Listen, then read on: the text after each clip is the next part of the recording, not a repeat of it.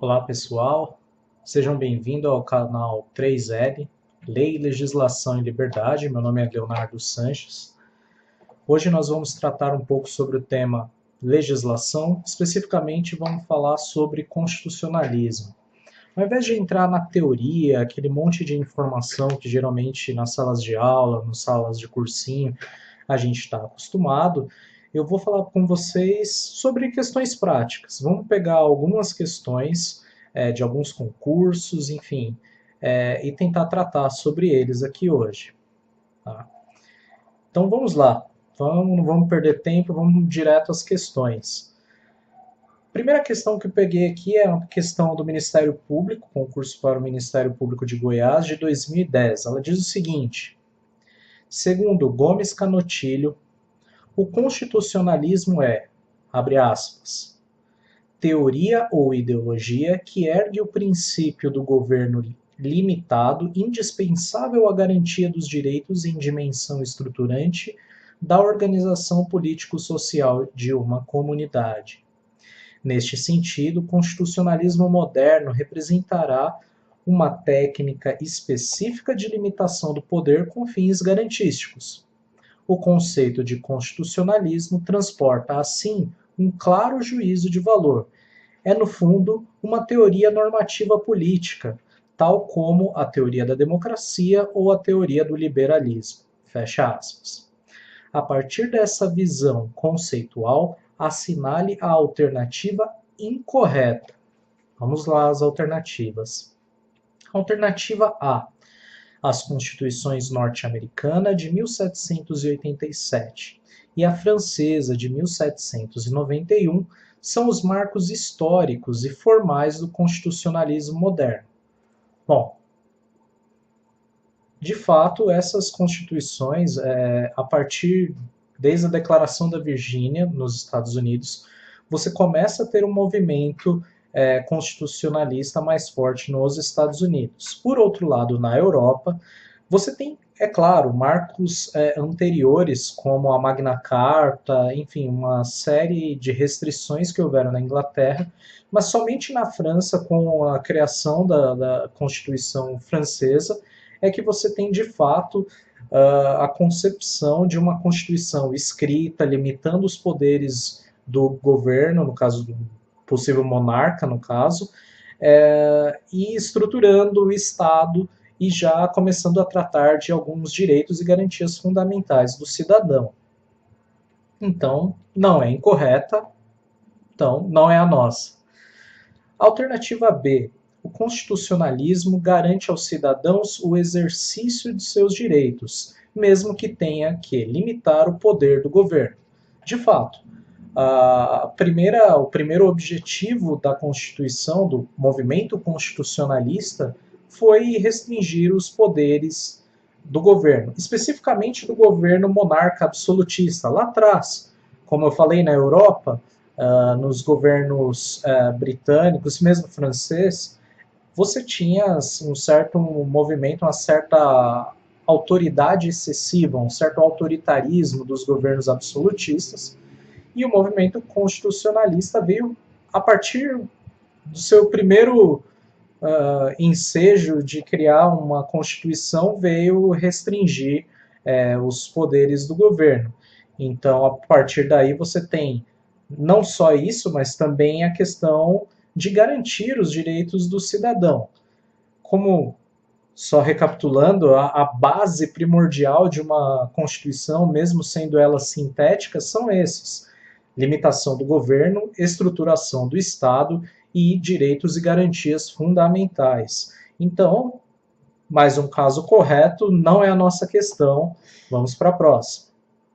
A concepção de constituição dirigente é antagônica ao conceito de constitucionalismo. Antagônica seria algo inverso, oposto, inimigo. Claro que não. Constituição dirigente é aquela constituição que trata de um governo que tem que chegar a algum ponto. O próprio verbo dirigir diz isso. Né? Dirigir-se a algum ponto. Não, não é antagonista de forma alguma ao conceito de constitucionalismo. Então, muito provavelmente essa vai ser a nossa questão incorreta, no caso a que a gente assinalaria. Mas vamos ver a D. A D diz o seguinte: o neoconstitucionalismo busca ultrapassar a ideia de limitação do poder político para representar a busca de eficácia da Constituição, particularmente na efetivação dos direitos fundamentais. Bom, não tenho nem o que falar. O neoconstitucionalismo veio justamente para dizer: olha, tá, a gente tem que chegar em algum lugar, mas para a gente chegar, a gente tem que começar a se mexer, a gente tem que começar a efetivar esses direitos. Então, de fato, a questão está correta, não tem nem o que a gente estender muito. Realmente, a alternativa incorreta, que é a que eles solicitavam, é a alternativa C. Fácil, né? Questão 2. Essa acho que é a mais fácil e é para o Ministério Público do Maranhão, de 2009. A Constituição Federal atual pode ser classificada como? É lógico que nós estamos falando da Constituição Federal de 88 da República Federativa do Brasil. Mas vamos às opções. Ele diz A. Rígida, codificada, outorgada e prolixa. B. Flexível, legal, promulgada e prolixa. C. Rígida, codificada, promulgada e prolixa. D. Flexível, legal, outorgada e concisa. Bom, um dos problemas que acontece com o pessoal em provas de concurso, provões em geral, acredito até que na OAB, a gente vai passar aqui por algumas questões de OAB, é que muitas vezes o texto da questão foge um pouco daquilo que você está acostumado a ver na faculdade, foge daquilo que você está acostumado a ver num cursinho.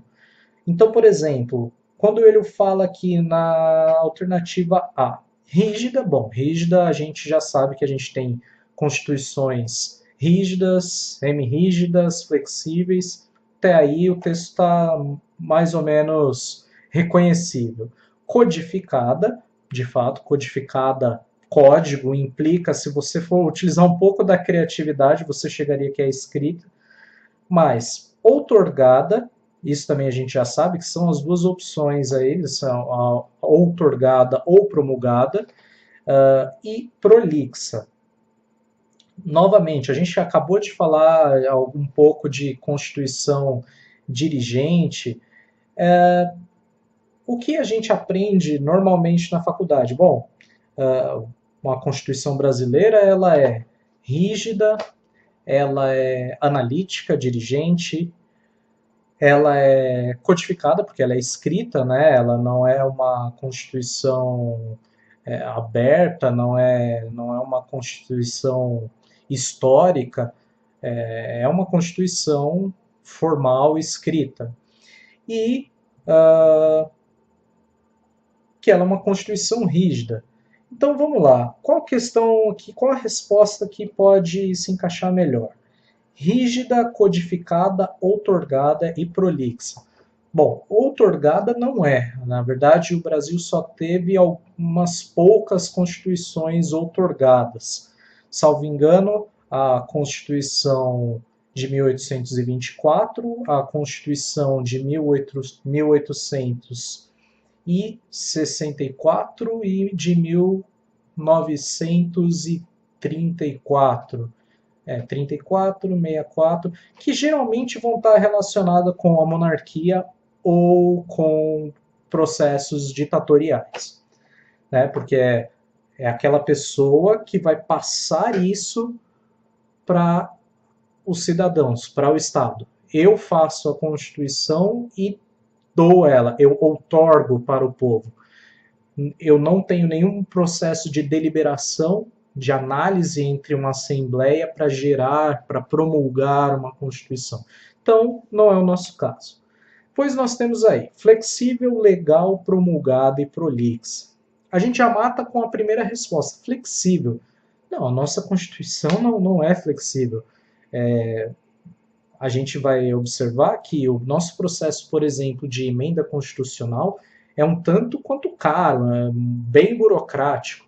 Você tem aí que passar 2 vezes por cada casa legislativa, é um tanto quanto complexo, fora o quórum, na maioria das vezes 2/3, creio eu, 3/5?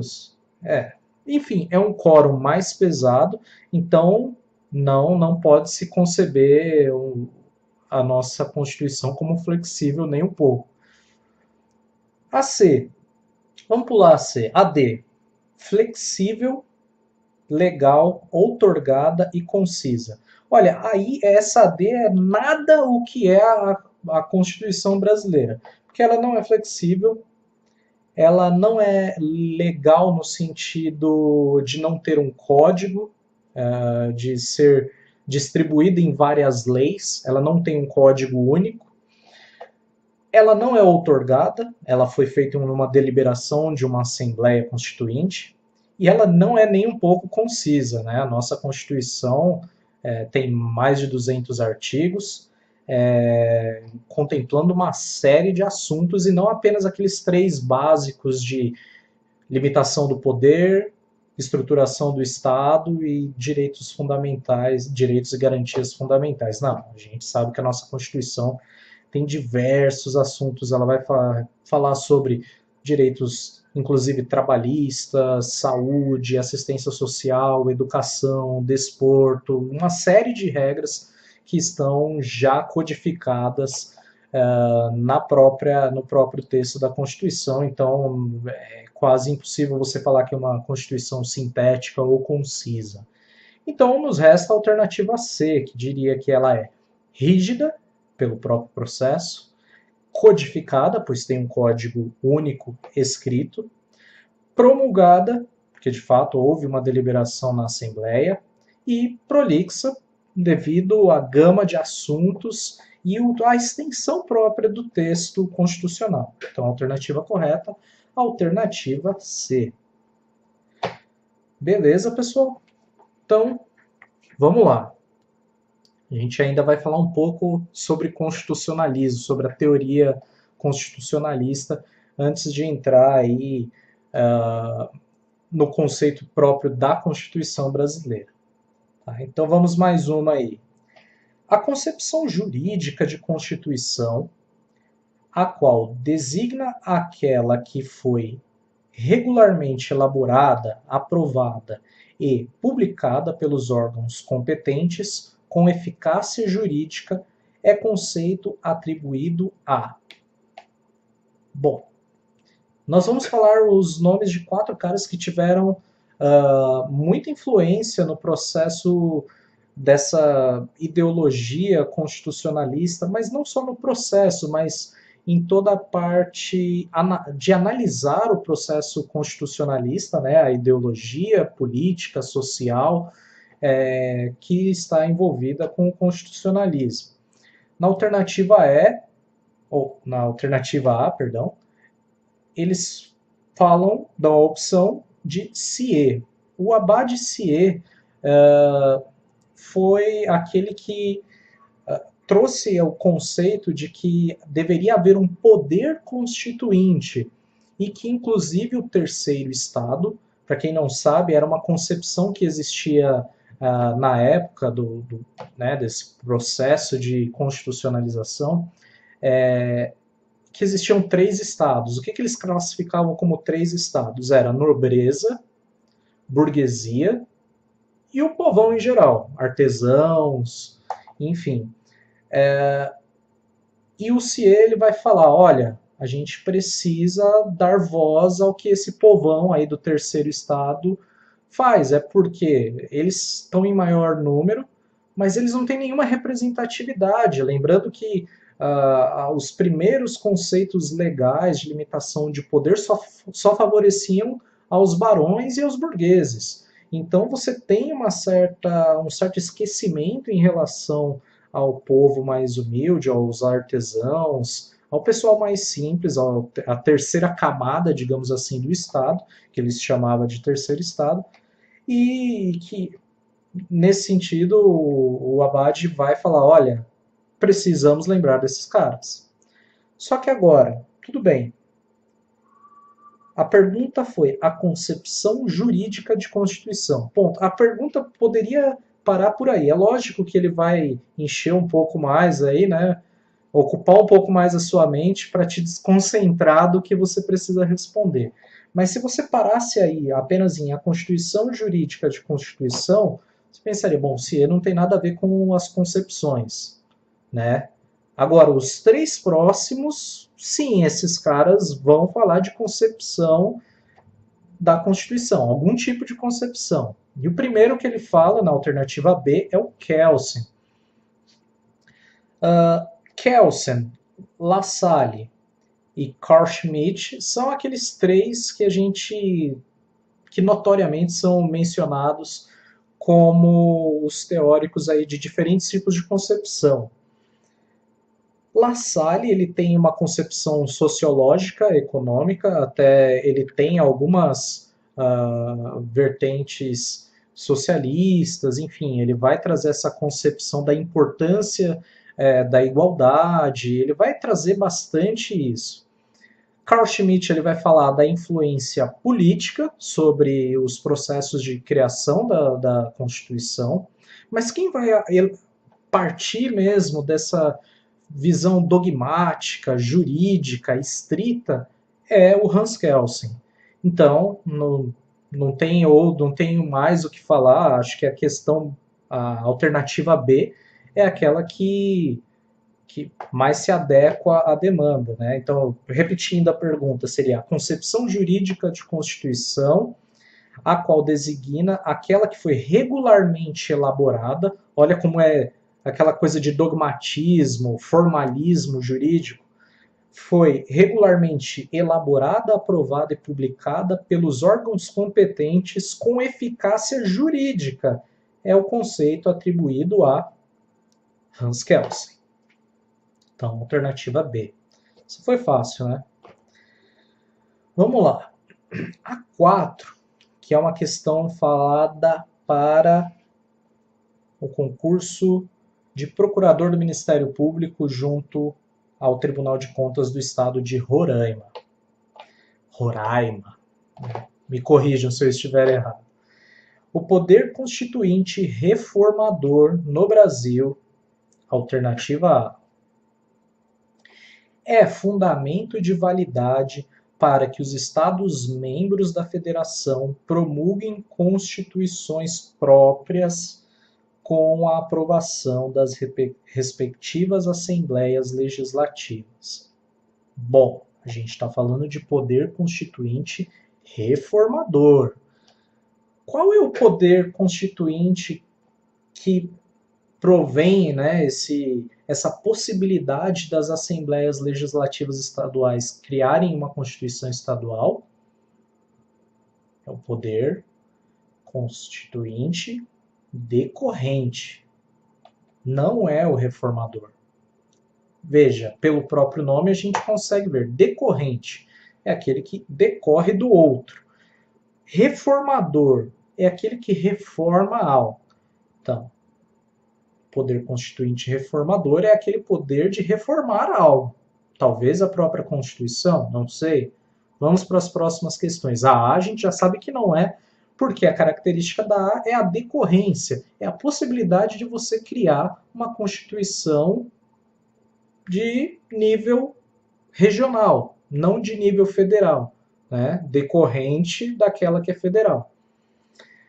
Então vamos lá. Questão B, ela diz que o poder constituinte reformador no Brasil, né, questão B, permite que a Constituição Federal seja emendada por meio de revisão constitucional, desde que haja o voto favorável de 3/5 de deputados e senadores em sessão unicameral. Olha a pegadinha aí, gente.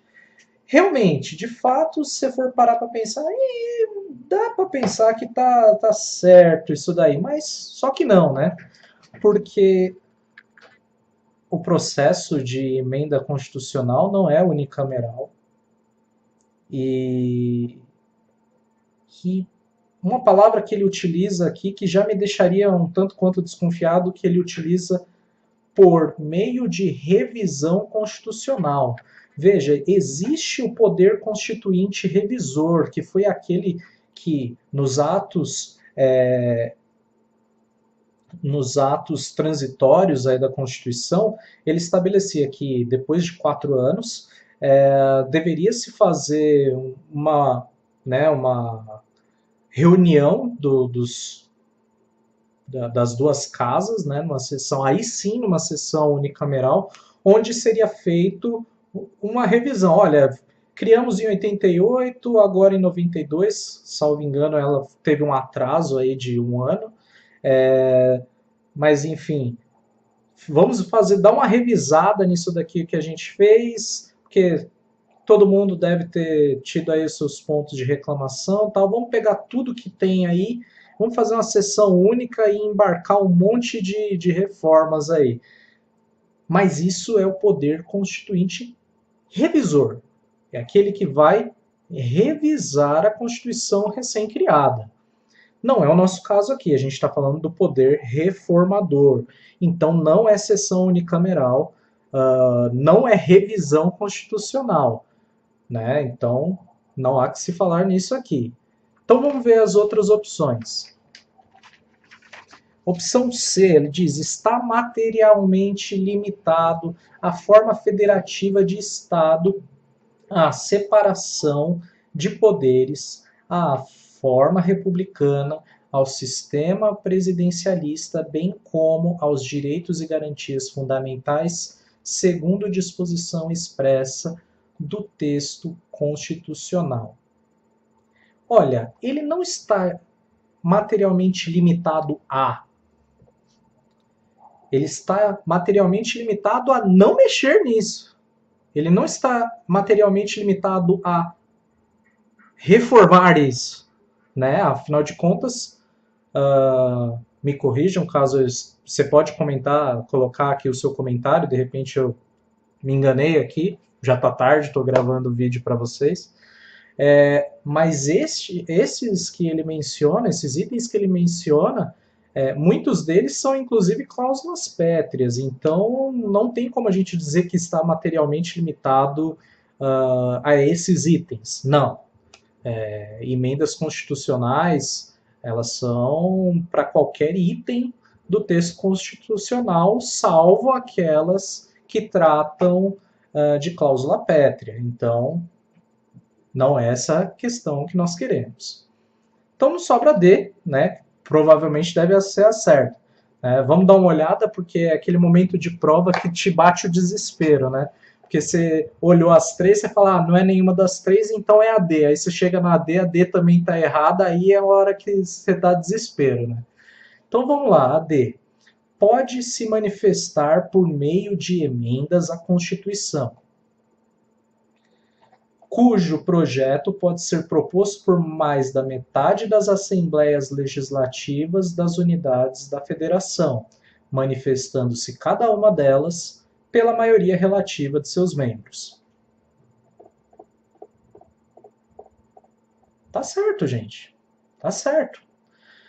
O que ele está omitindo aí é que existe a possibilidade de fazer a emenda pelas câmaras, né, pelo Senado, ora pelo Senado, ora pela Câmara dos Deputados, mas não está incorreto não. Isso é uma opção de poder reformador, né? Você ter aí, como ele diz, mais da metade das assembleias legislativas se manifestando por maioria relativa de seus membros. É isso aí. Então, está correto. Ou pelo menos é a mais correta, né? Tem que tomar muito cuidado. Algumas vezes eles dão umas questões que, se você não ficar atento, tá meio certo. Se você tem 3 totalmente erradas, meu amigo, vá na meio certo que dá bom. Quinta, da FGV de 2008. O poder constituinte originário tem por características ser a. Incondicionado e irrestrito. B. Permanente e limitado. C. Primário e condicionado. D, autônomo e restrito. Bom, falar sobre o poder constituinte originário é fácil. Pensa assim, é o poder que pode tudo. Ponto. Qualquer coisa que pareça que ele não pode, então essa alternativa está errada. Quer ver como é fácil? Vamos começar de baixo para cima. A D, ela diz, é autônomo e restrito. Ah, é restrito. Não é. Pode tudo. Poder constituinte originário pode tudo. Sei lá, o deputado federal para entrar dentro da Câmara tem que dar um duplo twist carpado. Pode colocar isso, mesmo que seja uma loucura estrondosa, mas pode. Tem esse poder. Então, não é restrito. C, primário e condicionado. Condicionado. O que é condicionado? É que tem uma condição para ser. Não, não tem condição. Não tem a Constituição, o poder originário, não tem condição. Faz e ponto e acabou. Tem poder. Acabou. Então, mais uma questão que estava errada. A B, permanente e limitado. De novo, o diacho do limitado. Não é limitado. O poder da Constituição é ilimitado. Aí olha como que a A já deixa bem fácil para a gente. Poder constituinte originário tem por característica ser incondicionado e irrestrito. Ou seja, tudo que é de limitação, ele coloca um i na frente para colocar esse prefixo para dizer, olha, não tem nenhum tipo de limitação. Ele poderia colocar que é ilimitado, enfim, não tem restrição. É o todo-poderoso, é o poder constituinte originário. Tá? Então, essa fácil, né, pessoal? Então, vamos lá. A6. Com relação ao preâmbulo da CF, essa aqui tem muita marotagem, tem muita pegadinha em cima disso. Com relação ao preâmbulo da CF e as disposições constitucionais transitórias. Lembra aquela que eu falei sobre o poder constituinte revisor? Então, são essas disposições aqui que mencionaram a possibilidade de efetivar o poder constituinte revisor. Mas vamos lá. Com relação ao preâmbulo e às disposições constitucionais transitórias, assinale a opção correta. Esses dois caras. A. Por traçar as diretrizes políticas, filosóficas e ideológicas da CF, o preâmbulo constitucional impõe limitações de ordem material ao poder reformador do Congresso Nacional, podendo servir de paradigma para a declaração de inconstitucionalidade. Não, pessoal. Não é. Inclusive, existem jurisprudências do STF que já dizem, olha, é um preâmbulo, é uma introdução. É até um pouco menos do que uma introdução, né? É tipo um prólogo da Constituição. Não tem base material para limitar o poder reformador do Congresso Nacional. Não tem poder nenhum. O preâmbulo é meramente elucidativo para dizer o que se espera com essa Constituição, enfim. A Constituição ela começa no artigo 1 de fato, assim, a Constituição de fato começa no artigo 1º, não começa no preâmbulo para fins aí de poder limitador. Ele sim tem uma base de diretriz política, filosófica, ideológica, como ele fala no começo, né, aquela conversinha para boi dormir, mas não, ela não tem poder para limitar sei lá, o poder reformador do Congresso, ou ser um paradigma para a declaração de inconstitucionalidade. Hoje, se você fizer uma ADI, né, uma ação direta de inconstitucionalidade, utilizando preâmbulo como a base da sua argumentação, esquece, não vai rolar. O preâmbulo não tem essa força normativa dentro da Constituição. Então, não é a alternativa A, obviamente. Alternativa B, considerando-se que o conteúdo do ato das disposições constitucionais transitórias, o ADCT, eu sempre esqueço o nome completo, mas é o ADCT, é de direito intertemporal, não é possível afirmar que suas normas ostentem o mesmo grau de eficácia e de autoridade jurídica em relação aos preceitos constantes do texto constitucional. Gente, não é verdade.